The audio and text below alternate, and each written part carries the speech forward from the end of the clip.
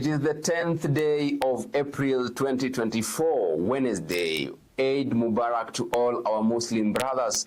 Thank you so much for tuning in to Younib TV. Good morning. Welcome to the broadcast. Now, rise and shine to the morning momentum. Your daily dose of a comprehensive rundown of the top stories making the headlines, both locally and internationally. As we say, this is a daily compendium of local and international news, human interest stories, current affairs, and expert opinion. My name is Alfonsoh. Let's take a look at the top stories on the papers this morning, and we start with the Standard newspaper now.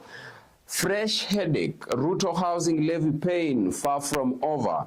22 senators have joined 6 other Kenyans in cases that seeks to declare the levy an illegality at a time the president thought he had put the predicaments behind him by penning the bill. Now, among the 22 senators, we have Stewart Mazayo, who is the minority Senate, Kilifi Senator, Enoch Wambua, Deputy Minority Leader Senate from Kitui, Agnes Mudhama, Machakos Senator. There is Dr. Okiya Mtata, who is a Busia Senator, Edwin Sifuna, ODM Secretary General, and Nairobi Senator, and Shakila Abdallah, Wiper Secretary General, who is a nominated senator. Now, 1.5% of senators are asking the court to declare law an illegality, as there was no formula used to arrive at the rate of salary deduction. And this is what we are going to discuss today. You can send us your sentiments on the issue of the housing levy via our SMS line 0719144144, and we'll be able to sample them amidst this broadcast. On page 7, resign or we push you out, Azimio tells Health CS Susan Nahumicha. Also on page 20, popular pastor killed in robbery had a toy pistol. We'll take a look at that on page 10. Now, on page 2, pedestrians bear brand of road crashes. Road accidents have killed 1,213 people in 3 months. Pedestrians account for the largest number of fatalities at 445. On national news, 16 seconds to disaster. How planes crashed. That is a top story making the headlines on page 11. Now, let's get in depth with the Standard. We take a look at page 2. Road accidents have killed 1,200 in just 3 months, says the National Transport and Safety Authority. Now, according to NTSA, accidents have risen by 5.8% from last year. Most of the victims were pedestrians, followed by motorcyclists and passengers. Of course, yesterday the Transport CS announced some rules and regulations that they say will help to curb the high rate of accidents. Now, on page 3, Chiloba murder suspect went on a spending spree using victims' money. The court has been told. Witnesses say Odhiambo went out for fun using the deceased's money. M-Pesa transactions show suspect paid for sex and metal box. That is a top story on page 3. Let's take a look at page 4. 22 senators lead fresh onslaught on affordable housing levy. Now, latest charge brings to 7 the number of cases challenging affordable housing plan. 22 senators have also joined the bandwagon and want the courts to declare the law illegal. That is a top story making the headline on page 4. Now, among the prayers sought by senators quashing the Housing Act, which is chapter 117 of the laws of Kenya in its entirety, or in the alternative sections 3 article 2 or section 3 article 2D, section 3 article 3, among many others. You want to catch up with that on page 4. Let's move on swiftly to page 6.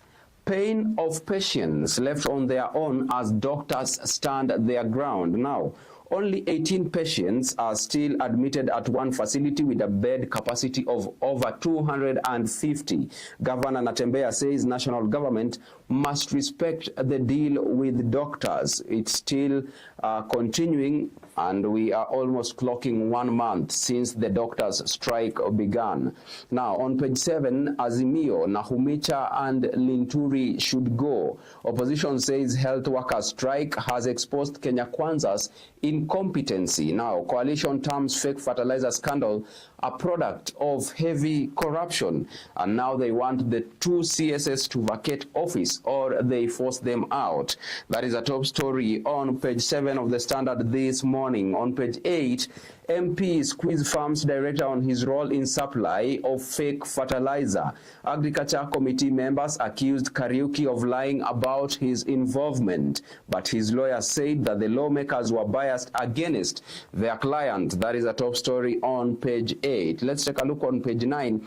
Exposed drains, manholes that swallowed policeman. A police officer on a rescue mission recently slipped into an open manhole and was swept away. City Hall officials blame vandals for the theft of manhole covers owing to their metal parts. That is a top story on page 9. You want to catch up with that story of an officer that was swallowed away by floods some few weeks ago. Let's take a look at page 10. Wolf in sheepskin. Pastor killed in botched robbery had a toy pistol. Now, pastor and his accomplice struck at a wholesale shop as police officers responded to distress call. The preacher at Heaven City Chapel was charismatic and loved singing. Apparently, the pastor had a fake pistol when he was killed. On page 11, 16 seconds to disaster, how 2 aircrafts collided over City Park. The accident involved a Cessna and a Dash 8. The Dash 8 was headed to Kwale County and had 39 passengers on board. Now, the tail of the Cessna broke apart mid-air when it collided with the right edge of the de-icing boot on the horizontal stabilizer of the Dash 8. Now, in Kilifi County, government back to collecting DNA samples to identify Shakahola bodies. The government has resumed DNA collection from families affected by the Shakahola massacre. That is a top story making the headlines on page 11. Statistics from the Aircraft Coalition states that 39 passengers who were on board aircraft 5Y SLK, which also had 2 flight crew, 2 cabin crew, and an engineer, they all survived the crash. Let's move on to the expert opinion now. This is the time to bring Sudan's man-made disaster to an end. The world's most complex and cruel crisis is unfolding in Sudan without making it into our primetime news, according to the UN officer for the coordination of humanitarian affairs. That is a top story you want to catch up with on page 12. On expert opinion still on page 13. Should doctors heed to Ruto's advice and return to work? Now, Anne Wambui says yes, they should go back to work immediately. On the contrary, Nora Martin says no, the president is not being sincere. Those are opinions on page 13. Let us now shift gears and take a look at page 16. Disputed Mumias plots were not gazetted after state acquisition. Senior government officials ignored due process over 5 decades ago. Now, this has seen Mumias town unable to expand for all that time. That is a story you want to catch up with on page 16. For the business enthusiasts, the Standard Enterprise this morning features weak enforcement of pay deals to blame for county strikes. You want to catch up with more on the Standard Enterprise. Let's now shift gears and take a look at the business news. Board deals Chinese firm blow in 1 billion Kengen tender. Now, procurement watchdog has rejected Sinopec's bid to stop the readvertising of a tender to enhance Kengen's Olkaria geothermal fields. The Chinese energy firm was knocked out on account of its higher financial bid.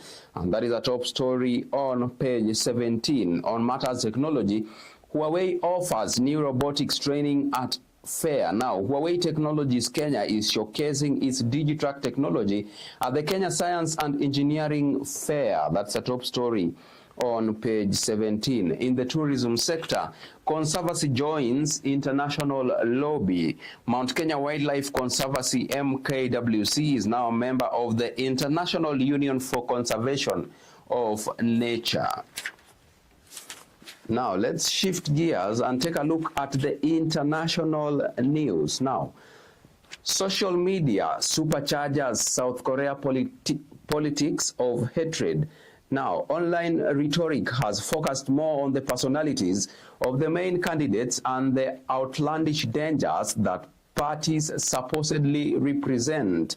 Now, police have arrested a man who allegedly created a fabricated video of Yoon apologizing for corruption and incompetence. That is a top story on page 20. In the United States, UK's Cameron meets Trump during US visit. UK Foreign Secretary David Cameron met Donald Trump on Monday, British officials said ahead of talks with senior members of President Joe Biden's administration on the wars in Gaza and Ukraine. On page 21, European Union eyes offshoring asylum seekers. Now, migrant charities and NGOs strongly criticize the Migrant and Asylum Pact to overhaul the EU's current rules, block plans to use third countries to host asylum seekers who have reached Europe. You want to catch up with that story on page 21. In West Africa, Nigeria struggles with the exodus of doctors and nurses amid inflation. Faced with sky-high inflation, low salaries, and overstretched healthcare system, doctors and nurses are leaving Nigeria in their thousands every year for better opportunities abroad. Now, in global warming, top Europe rights court condemns Switzerland in landmark climate ruling. Europe's top rights court on Tuesday says Switzerland was not doing enough to tackle climate change in a historic decision that could force governments to adopt more ambitions on climate policies. Now, with that story of global warming, let's now shift gears and take a look at the sports news inside the Standard this morning. Now, we start with rugby. South Coast Pirates ready to attack the big boys in Kenya Cup. Pirates were crowned the 2023-2024 KRU Championship champions. The Diani-based outfit is dreaming of stellar debut next season after gaining promotion. Now, in matters golf, Eclipse can't stop players from shining at Masters. Not even an eclipse could prevent golf's top stars from shining in Monday's practice round for the 88th Masters, with Scotty Scheffler and Tiger Woods exiting spectators at Augusta National.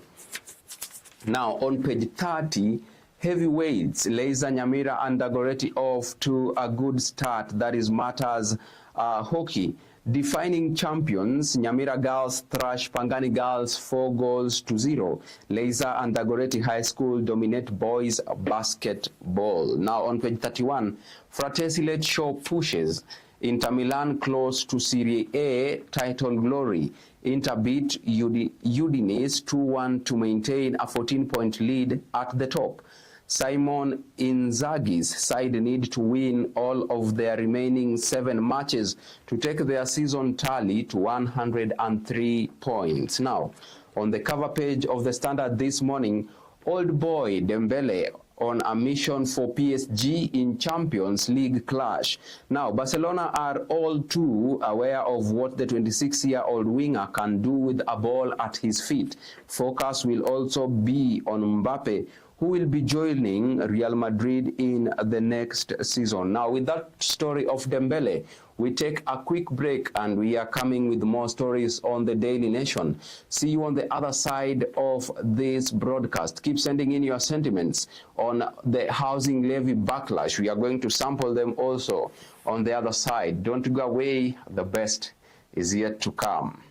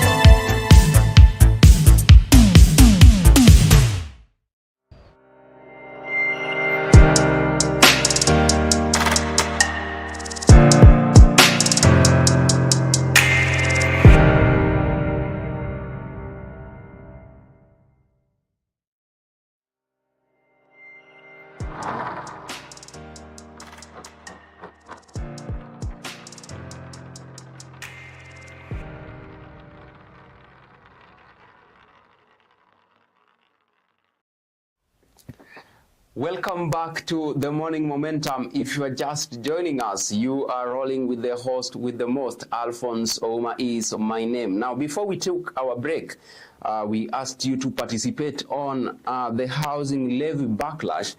And now let's take a few sentiments here before we take a look at the Daily Nation. Now, Jackson Mulei says it's frustrating to see the government facing backlash over the housing levy, especially when the president thought it had been resolved. The lack of clarity and consistency is concerning. Thank you so much, Jackson. Ada Achieng says, I support the senators and other Kenyans who are challenging the housing levy. It is important to ensure that any new policies are implemented legally and with consideration for the people they impact. Thank you so much, Ada. Elvis Dozo says the housing levy feels like an additional financial burden on already struggling citizens. It is important for the government to take into account the economic realities that people are facing. Thank you so much, Elvis. Now, Danish Abunde says, I'm disappointed that the housing levy is still causing controversy. It is crucial for the government to ensure that policies are thoroughly reviewed and widely accepted before they are implemented. Now, thank you so much, Abunde Danish, for that. Let's take a look at the top stories on the Daily Nation this morning. The elephant in the room, the housing levy faces another challenge. Now, collections should stop until housing fund is in place, says petitioners.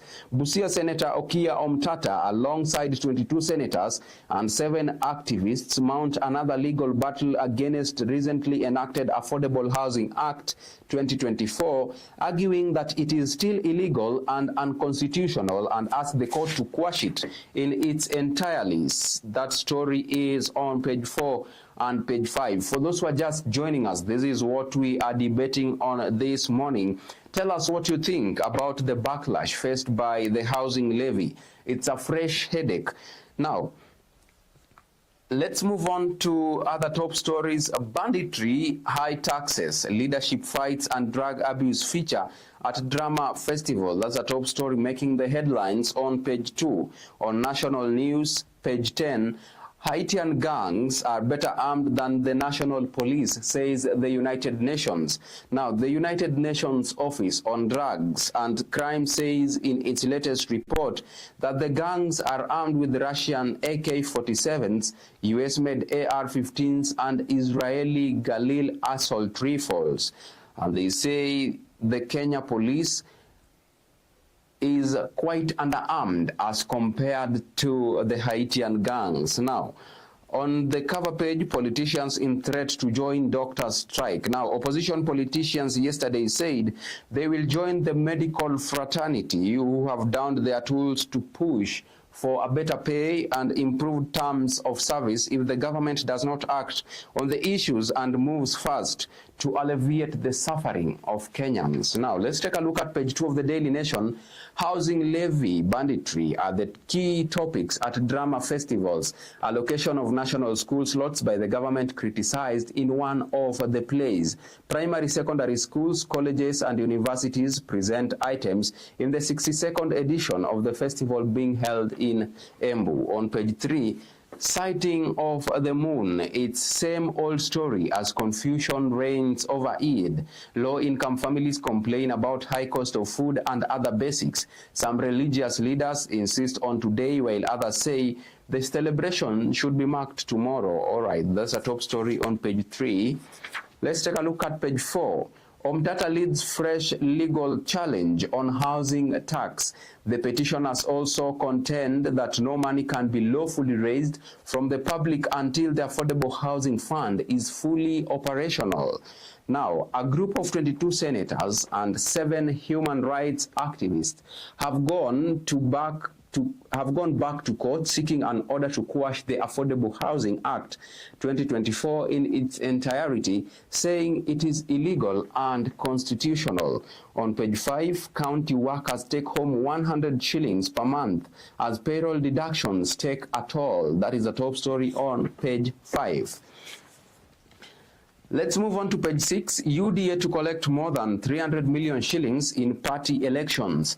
Now, competition is expected to be tough in its strongholds, such as Rift Valley and Mount Kenya regions. The president's outfit is set to hold first grassroots polls between April and August this year. Now, let's move on swiftly to page 8. Supplier's confession shocks MPs in fake fertilizer probe. Now, CS says government ready to compensate affected farmers. SBL has been blacklisted by the government over supply of substandard fertilizer. Now, these are sentiments by Mr. Josiah Kariuki, who is being summoned in as far as fake fertilizer supply is concerned. He said, and I quote, "I have been selling what KEBS told me. I have no capacity to know the product I am selling." Now, let's move on to page 10. Haitian gangs have better weapons than the national police. Now, the UN says the ongoing violence has left more than half the population in dire straits. Kenya has been advised to ensure the officers it sends to the Caribbean to restore order are well equipped. Now, this comes after the government decided to send Kenya police to Haiti to curb the gang that is there. Now, let's move on to page 12. Dawn crash claims 7 lives in Ngata. Only 1 survives. Now, 6 people killed in a separate accident in Kericho as regional police boss urges drivers to be vigilant. NTSA and police launch crackdown on road unworthy vehicles in the Rift. You want to catch up with more insights on that story on page 12 of the Daily Nation this morning. Now, let's shift gears and take a look at the expert opinion this morning. Judiciary gaining ground in war against terrorism. Now, just over a week ago, a respected global report recognized Kenya as one of the few countries that have made serious progress in fighting terrorism. The country's counterterrorism efforts have seen the terror mongers find it more difficult operating within its borders, hence reduced deaths and maiming of both civilians and security agents, as well as damage to property. You want to catch up with more of that story on page 14. Now, for the motoring enthusiast, the DN2 motoring article today features how vehicles pollute the air. You want to catch up with that on the article. Now, let's move on to county news. Hurdles cleared for Lamu fishermen to be paid 1 billion. Now, county government signs agreement for payment of displaced fishermen's dues. There is a ray of hope for over 4,000 fishermen displaced by the construction of the 310 billion shillings Lamu port to get compensation. Now, briefly in Kisii County, 2 seized over girl's murder in Kisii.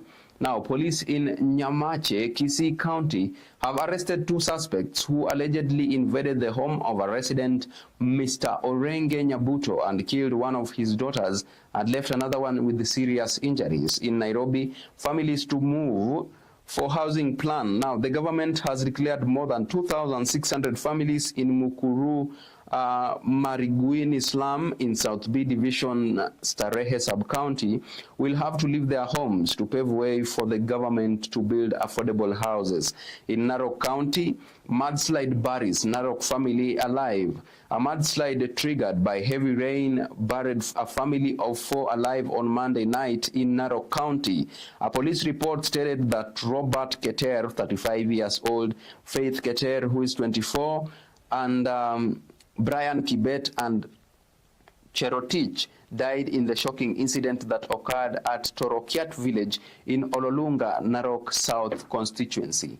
In Nyandarua County, Badilisha accuses MPs of inciting protests. Now, Nyandarua Governor Kiarie Badilisha has pointed a finger at local politicians for instigating the ongoing demonstrations against Finance Bill 2024. That is a top story making the headlines on page 17. In Migori County, varsity students to pay 2,100 shillings fine. Rongo University students will each pay a 2,100 shillings fine following tribally instigated unrest after elections a fortnight ago. In Mombasa County, man faces 33 million shillings defrauding cases. Now, a politician accused of frauding women has now been charged with conning a prominent Mombasa bishop's daughter 8 million shillings in a land and gold deal. Now, Simon Ekai Ewoyi was arraigned on Monday, barely a week after he was charged with defrauding 4 women of more than 25 million shillings in fake gold and mercury deal. Now, in Machakos County, residents decry impassable roads, and in Samburu County, the county pushing farming adoption. That is a top story on page 18. Now, the top story here is auditor flags 1.5 billion shillings expenditure in Nakuru County. And this is mismanagement of funds, according to the Daily Nation. County fails to provide documents to back its expenditure. Issues raised in the Auditor General's report include manual salary processing. That is a top story on page 18. Now, let us move swiftly to page 20, world news. Now, genocide, ambiguity, Kagame criticizes the United States. Now, the president insists that the 1994 mass killings only targeted Tutsis. Authorities dismiss claims that the RFF went on a revenge mission. You want to catch up with more of that story on page 20. Briefly, international news. We start with Kampala, Uganda. 8 arrested for Museveni insult. Now, 8 members of a Ugandan music band have been arrested for complaining that the president's speech at the weekend was too long, the media reported. Now, in Bamako, Mali, heatwave kills more than 100 people. More than 100 people have died in Mali because of the heatwave that hit the country last month, reports say. In other news, 3 Tanzanian soldiers killed in DR Congo mortar attack. A mortar attack in the east of DR Congo has killed 3 soldiers from Southern African Military Force. Those who died were from Tanzania. The 3 were injured. A hostile missile fire fell near the camp where they were staying. Now, the solar eclipse, US, Canada, and Mexico watch in wonder. Now, it leaves a sense of awe in its awake, a reminder of Earth's place in the universe. Some 300 couples sign up saying, "I do," just before the sky goes black. That's an amazing story right there. Now, let's shift gears and take a look at business news. KRA hits workers with 4th straight tax raise on benefits. Times get tougher on increased deduction of pay. Now, the authority deals Kenyans blow with the 16% rate for the next 3 months. That's a top story on page 22. Now, let's move on and take a look at sports news. We will bounce back, assures KRU boss Mutai. Now, broke union yet to settle Lioness dues 7 months down the line. Let's move on and take a look at the basketball. Irresistible basketball clash looms. Last year's rugby finalists, All Saints Embu High, off to winning start. Ex-Giants Lenana High stumble. Now, reigning boys champs Laser Hill, last year's finalists, Dagoretti meet in group tie today. That's the top story on page 29. Let's take a look at other stories. Inform Mora aiming to soar much higher. Now, 5th edition of the Nairobi World Athletics Continental Gold Tour meet will be officially launched tomorrow. World 800-meter women's champion declares intent to lower her personal best time at Nyayo Stadium on Saturday, April 20th. On page 31, Endrick urges title shy PSG to show real hunger against Barcelona. Now, decorated Parisian side have won everything in club football but coveted European crown. On the cover page of the Daily Nation this morning, Azimio threatens to join doctors' strike. Now, Interior CS Kindiki directs police officers to ensure strict maintenance of law and order. Kalonzo and Wamalwa tell President to keep his election promise to better the working environment of health staff. Now, with that story of Azimio leaders threatening to join doctors' strike, we come to the end of today's session of the Morning Momentum. Now, let's take a look at some of your sentiments in as far as the housing levy headache is concerned. Now, we have Steve Ouma says, I understand the government's intention to address the housing shortage, but the implementation of the housing levy should have been better communicated and discussed with the public. It is important for citizens to have a say in such matters. Now, Collins Kipchirchir says the housing levy could have been a good initiative if it had been properly executed. I hope the government takes the concerns raised by senators and citizens seriously and works to address them.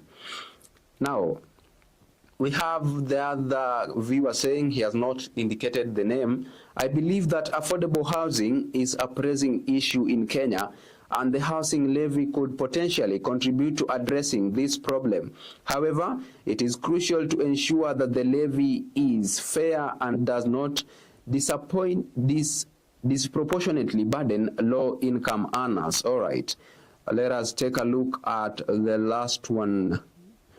Now, we have Joel Ochieng who says the housing levy situation highlights the importance of public trust in government policies. It is imperative for the government to rebuild that trust by addressing the concerns raised and ensuring that similar issues are avoided in the future. Thank you so much, Joel, for your sentiments. Now, as we conclude, thank you so much for choosing to stay with the Younib TV and especially the Morning Momentum.